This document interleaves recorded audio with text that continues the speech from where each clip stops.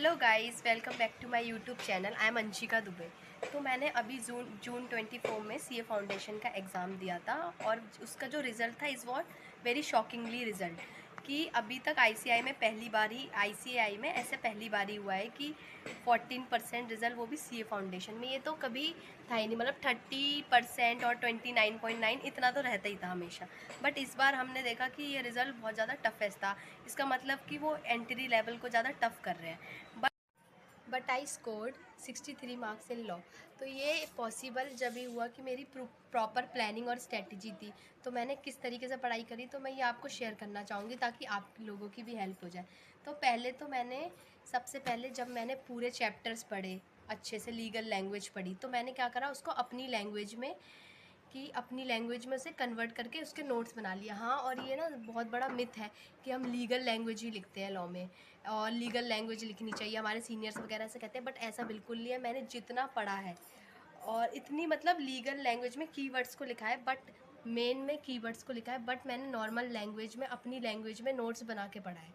और मैंने पेपर में भी लॉ में नॉर्मल लैंग्वेज ही यूज़ करी थी, कीवर्ड्स में लॉ की लैंग्वेज यूज़ करी थी, लीगल वर्ड्स का यूज़ करा था, पर पूरी लीगल लैंग्वेज लिखने ये ऐसा कुछ है नहीं। तो सबसे पहले मैंने अपने खुद के नोट्स बनाए अच्छे से, पूरा प्रॉपर पढ़ाई करने के बाद डिटेल्ड नोट्स बनाए खुद के सारे चैप्टर्स के। फिर उसके बाद मैंने उन्हीं नोट्स से बार बार रिवाइज़ करा। तो आप लोग ये श्योर रखें कि आप लोग नोट्स को चेंज ना करें, कि टेलीग्राम वगैरह पे बहुत सारे सोर्सेज हैं जहाँ पे हमें अलग अलग फैकल्टी के नोट्स मिल जाते हैं।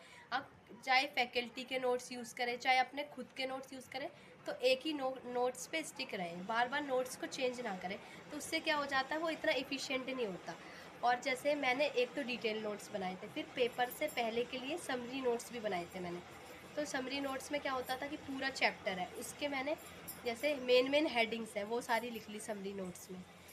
समरी नोट्स में मैंने मेन हेडिंग्स लिख ली सारे चैप्टर्स की, और एग्ज़ाम के एक दिन पहले उसको ही रीड करा।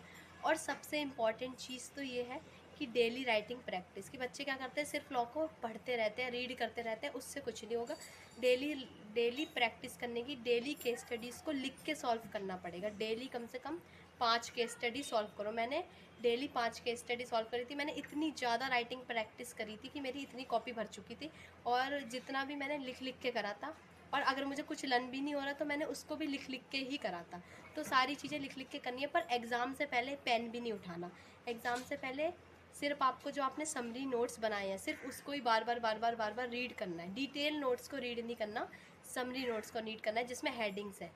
जैसे कंसीडरेशन के लीगल रूल्स ऑफ कंसीडरेशन, तो उसकी हेडिंग्स लिख ली मैंने। उसके अंदर तो मैं ऑलरेडी डिटेल नोट्स, जैसे मैंने 3-4 बार डिटेल नोट्स पढ़े थे, और जो समरी नोट्स थे वो मैंने एग्ज़ाम्स के पहले पढ़े थे, एक दिन पहले, और उससे पहले भी एक बार पढ़े थे, तो 2 बार समरी नोट्स पढ़े थे।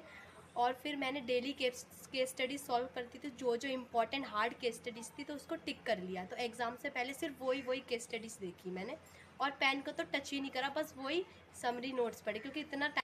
हाँ, मैथ्स का पेपर इस बार बहुत ज़्यादा टफ था, तो मैथ्स में भी मैंने बहुत सारे क्वेश्चन लगाए थे, उसकी भी मेरी प्रॉपर स्ट्रेटेजी थी। अगर आपको वो वीडियो चाहिए तो मैं वो भी प्रोवाइड करा दूँगी। एंड एक्सपीरियंस तो नहीं है इतना वीडियो बनाने का, तो मैंने इतना प्रॉपर तरीके से नहीं बोल पाया, बट मैं चाहूँगी कि मेरी वजह से सबकी हेल्प हो जाए। हाँ, मैं और वीडियोस भी ऐसे ही प्रोवाइड करा दूँगी, आप मेरे को सब्सक्राइब कर लीजिए। अगर आपको मैथ्स की वीडियो चाहिए स्ट्रेटेजी की, तो मैं वो भी प्रोवाइड करा दूँगी। और 14% रिज़ल्ट में, तो मतलब लॉ का रिज़ल्ट तो बहुत हमेशा ख़राब ही रहता है ज़्यादातर। 14% रिज़ल्ट में इतने नंबर स्कोर कर पाना भी मेरे लिए बहुत बड़ी बात थी। मुझे तो लग रहा है मेरे नंबर इससे ज़्यादा आने चाहिए थे, काटे हैं, I don't know, but it's okay, I am happy. Thank you so much. अगर आपको वीडियोस मेरी पसंद आई तो इसको लाइक करें और सब्सक्राइब करें, मैं ताकि और भी वीडियो बनाऊँ तो आपको नोटिफिकेशंस मिल जाए।